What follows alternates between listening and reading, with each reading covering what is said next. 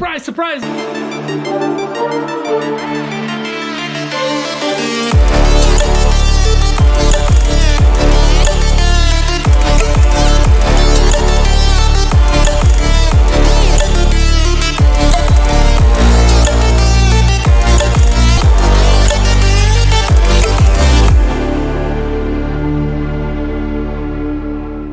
What's going on, ninjas? Hope all you ninjas are doing good on this beautiful Sunday. It is a beautiful day, but it is a hot day as well. So there's a couple of things we're going to talk about in today's video. We're going to also do some maintenance. It's just a regular routine maintenance. You guys have seen it once, you've seen it twice, you've seen it many times before. Scrape the decks and sharpen the blades. Now this time I am going to go ahead and do the Bumblebee like I did last time, but we're also going to do the Spartan because I did not do the Spartan last time. It didn't really need it as much as this one did. So I'm going to be doing both mowers, and doesn't need any oil changes or anything like that. I'm pretty good on that. Everything's caught up. So just touch up the blades, clean the deck, and call it quits. Just ended up mowing my yard. Me and my son, little ninja, we ended up mowing our front yard and backyard. He likes to help daddy on the weekends, so that's something we do together from here on. We've been doing it together now for a while, and he really enjoys it. It's something that he looks forward to every weekend. Now this is not something that I'm aware of that is a proven fact that it actually helps any, but it's just something that I've been doing it for years, and I wanted to mention it to you because I don't think I have in the past. And you don't have to do this by all means. This is not something like I'm 100% recommending. It's just what I'm doing. So if you look at the line right here, like, so this is the one which is the far left, okay? So this is the center, and then this is the right. So what I do is when I sharpen the blades, I will always rotate them. So I'll make sure like the far left goes to the right, and then the center goes to the left, and the right goes to the center, and then I'll keep doing that every time I sharpen blades. I don't know, somebody I think at one point told me maybe that it's like an even wear, so that way it's not always going to the same side of the deck. But again, don't hold me to that. That is, I'm not saying that that's a proven fact. I don't know. I'm just letting you know. I don't think I've mentioned it before. That is something that I always do. Now one more time, I do use this plastic scraper. It's got a scraper on one side and a hard brush on the other. Here is the name of it. Walanese, I think. Anyway, I did order this off of Amazon. Just, I don't know, 10, 14 bucks, 17 bucks, something like that. It's not really expensive. But so far, I've been using it on a regular basis, and it's been doing a really good job for me. And of course, for any of you who might have missed some of the previous videos that I do on the weekends from time to time, when it comes to maintenance and sharpening blades, I use the RBG 712. They do have bigger sizes of these, I believe, like an RBG 9 something.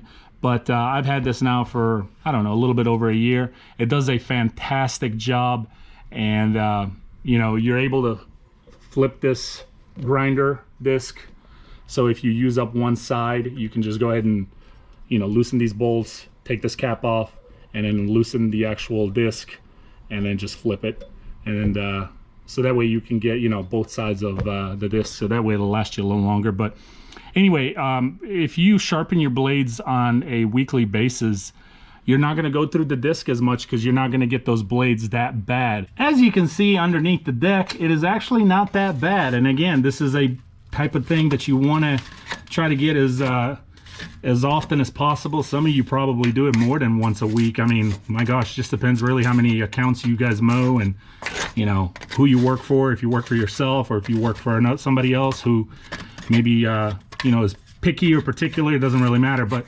anyway, you know, I try to at least do it once a week. So some of you have messaged me and asked me, you know, why I haven't thrown as many videos out this week, this past week, as I normally do. And to answer your question, honestly, I'm surprised I got any videos this week, just because we have literally gotten hit with rain every day of the week. And when you're dealing, you know, battling with rain, and it's not like the rain, you know, lasts all day, but it's usually a couple of hours, and it's gotten us just about every day where we would get soaked. And anyway, it's not been fun. Before you sharpen blades, I think this goes without saying, but it never hurts to remind ourselves and each other, always make sure you have safety protection, eye protection. That is definitely a must. And I would totally recommend having some kind of gloves just because the shavings of those blades, I don't like to get it on my hands and on my skin. Not to mention it could be pretty dangerous, it could cut you. And try to always be in an open area because you don't want to be breathing that stuff in. That is one of the reasons why, if you look over here to my left, I have the garage door open, so that way it is all going that way. But if you are in an enclosed environment, maybe inside the shed or inside a building or some sort, I would totally recommend, I know I'd be doing it if that was the case for me, I would be wearing some kind of a mask because you do not want to breathe in the shavings of them blades. So as you can see, I have the blades lined up here just the way I took them off the mower. So this is the far left. I'm going to sharpen this one first, and when I get done, I'm going to put the all the bolts and the washers back, and then I'm going to go ahead and put it right here, and then this one I'm going to put next to it, and then this one is going to, you know, be the last one, so that way they all get rotated so they don't go back on the deck the same way they came off.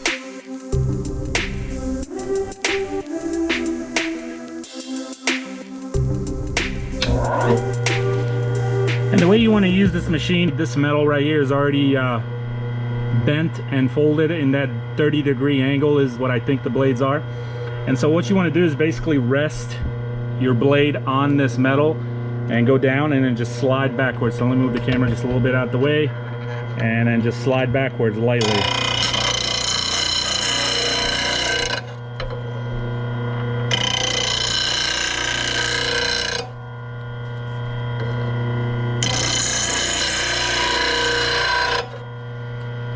And there, as you can see, I'm not having to fight that angle like you would with a bench grinder, which is what I've been doing for years prior.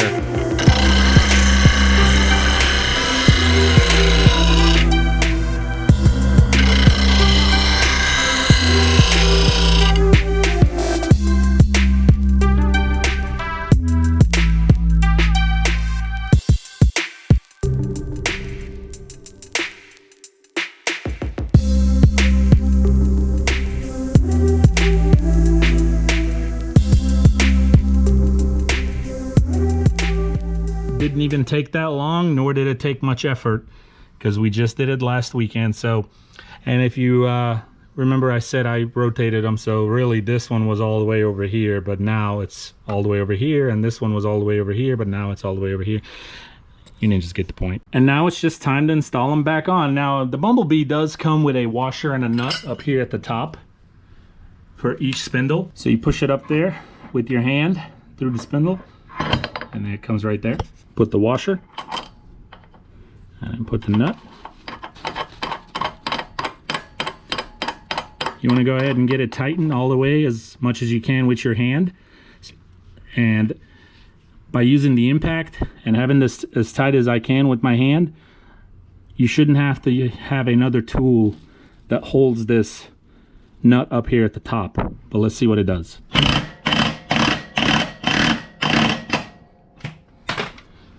And there you go. So we are on the Spartan right now, and this is what I was talking about, why it's important just to check your deck at least minimum once a week, whether you end up sharpening blades or not.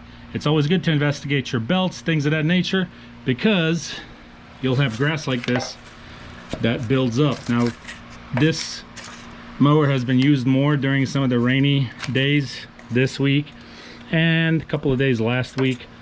And remember, I skipped last week on this mower because we didn't end up using it that much, and I didn't feel like it really needed it. And sometimes when I'm not even changing blades, ninjas, or I mean sharpening or changing, whatever, sharpening, I still have a habit to at least take a look at my deck, you know, lift the covers and just kind of blow everything out with a little handheld blower or backpack blower, whatever you may have. This will assure you that your spindles are going to run smoothly and clear.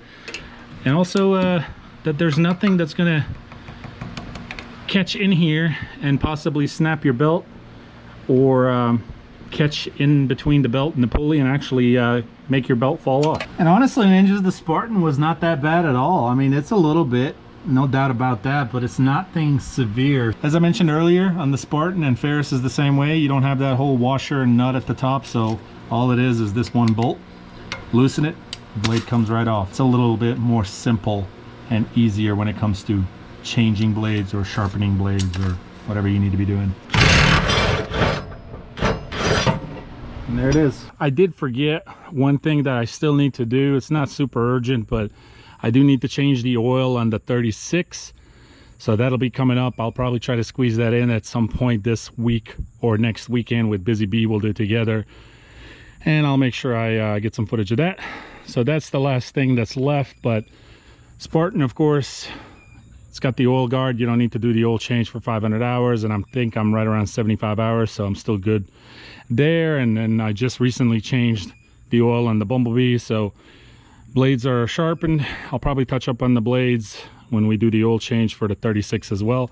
So I showed you a little bit of the maintenance aspect of it, but that's not really what I wanted to talk about in this video. So right here we have the Z3x Ferris. A lot of you have been asking about it. How do I still have it? Did I get rid of it? I'm not using it. No, I still got it, and it's a great mower. I just haven't had a chance to pick up some new blades, and the blades that it has on right now is the blades that came with it. And I mean, I've sharpened them a couple of times, and they were not brand new blades when I got the mower. So the blades are just shot, ninjas. I really just need to stop by the dealership and pick up a new set. I do have some brand new blades from Hustlers back in the day, and I don't know if they would fit or not. So let me know if you know if blades that are the same size deck off of another brand would fit on on another brand. I'm not sure. I never tried that. I'm wondering if the Hustlers would fit on the Bumblebee or on the Spartan. But anyway, still got it. And there's the Ninja mower, sgninjas mower. Of course, I got the aerator, and I've got the snapper right here, and then the mulching battery powered. I still haven't even had a chance, honestly, to use that and show it to you and see how it works and what I think of it and whatnot. So, but anyway, as you can see, I am not short on mowers by all means. I've got plenty of mowers, but I do want to remind you, ninjas, it was not always like this. Something that I've accumulated over a course of time of 11 years, so to say. And obviously I've had other mowers that I've sold or traded them, and this is now what I've got. So I've got a total of 3, 4, 5 mowers, and a stand-on aerator, and a stand-on spreader over there. All my equipment is paid for. I do not owe anything on my equipment except my truck. My trailer's paid for and all that. And of course, this is the vacuum. But anyway, where I wanted to dedicate this video to is, so you see I have 5 mowers. And like I said, this has not always been the case. I started with a push mower back in 09. And I was so excited when I got the push mower, which I still have in my other shed. You know, I thought I was gonna mow my whole town with it. That's how excited, that's how excited I was when I started this business. But I found out real quickly that if you are starting your business with one mower, whatever that mower may be, whether it's a tractor, whether it's speaking of tractor, I still have that tractor that my customer has given to me. I just haven't had a chance to pick up and bring it back here and do some maintenance on it. That'll be like a fall project, so that'll be exciting. Stay tuned. So 6 mowers, I guess you could say. But anyway, whatever you start with, if you start with a push mower like I did, then when you are out there and you're trying to land jobs, you know, don't kill yourself and throw flyers out there on some huge properties that you're gonna have to push mow. Obviously, you need to realize what you're working with. You're working with a push mower, so you need to go ahead and, you know, attack those granny yards that I call, that will be easier on you to push mow because that's all you're working with. But anyway, whether it's a push mower, whether it's a tractor, or even if you just have one commercial mower, and let's say you dedicated on purchasing one, you financed it, whatever, maybe you paid cash for it, but that's all the money you had, and now you are just down to one main mower. Here's the thing, what is the most important thing in this business when it comes to successfully running it? Yes, we all know that you have to be communicating with your customers. We all know that you want to do a good job, right? You want to make sure your properties are clean, your mowers are on top of the maintenance, so that way they perform the way they need to be and they should be. So all those things are important. But what is the number one thing that is above all those? Accountability, dependability. Okay, so you want to be dependable, you want to be accountable, and that is really hard to do, ninjas, when you are just working with one mower. And like I said, it doesn't matter whether it's a stand-on, sit-down, commercial, non-commercial, push mower, tractor, whatever you are working with, whatever you are starting with, it is crucial that you get to that second mower as soon as possible, because if that mower goes down for you at any point in time for whatever reason, whether it's your fault or not, whether you hit something or it just dies on you. I mean, this is man-made, and all this equipment can die at any point in time. You just never know. It could be a malfunction. Something could go wrong. You just never know. What can you do to make sure you are dependable to your customers, so you don't leave them hanging, and at that point they're gonna, call you and you're gonna say, my mower is down, there's nothing I can do.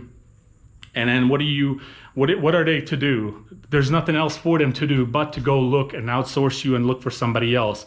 And you don't want to do that, especially at any point in time, but especially when you are trying to grow this thing, right? You're trying to grow this business. So get to that second mower as soon as you can. Now, how do you do that? Well, I don't advise you, if you have purchased a brand new commercial grade mower, I do not advise you to go and buy a second one as soon as possible, right? Whether you can do that or not.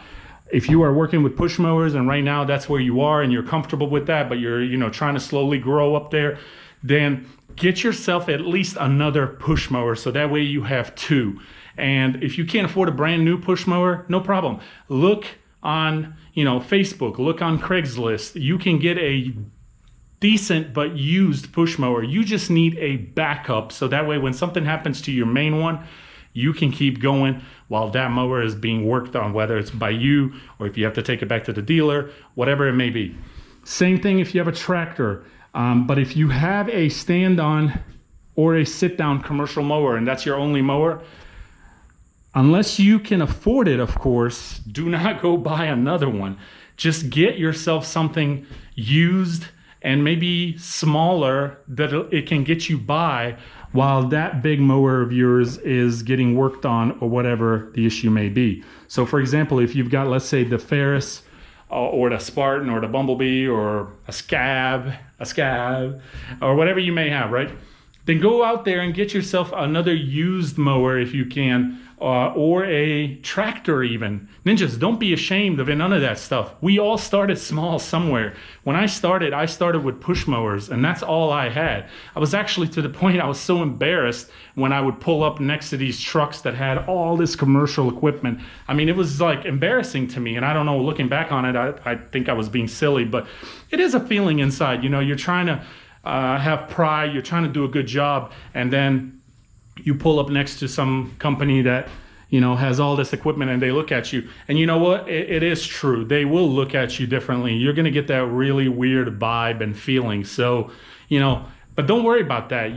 We all started somewhere. I started with push mower, I worked my way to another push mower, and then I worked my way up to a tractor. That tractor ended up dying on me, and I saved up enough money where I was able to buy. I wasn't ready for a zero turn just yet, so I ended up buying another tractor, and then I ran that tractor for a while until I finally was able to get a Troy-built Mustang. I want to say it's a 42-inch cut, if I'm not mistaken. Don't hold me to that. But anyway, it's not a commercial grade. It was from Lowe's. But you know what? It served me well. It served me for a couple of years until I finally was able to upgrade it to the two X1 Hustlers. So, just the number one thing in this business, all of them are important. You want to return calls. You want to be able to communicate with your customers. All those things, we've covered that in the past. But none of them matter if you are not dependable. At the end of the day, ninjas, you still have to show up and do the job. You still have to be able to complete whatever project you may have in order to get paid, right? I mean, at the end of the day, these people are not going to pay you if you're not going to show up and do what you need to do. So how do you secure yourself being dependable? You have to get to that second mower as quickly as possible. But don't go out there buying new mowers. Don't go out there, work with your timeline, so to say. As you grow,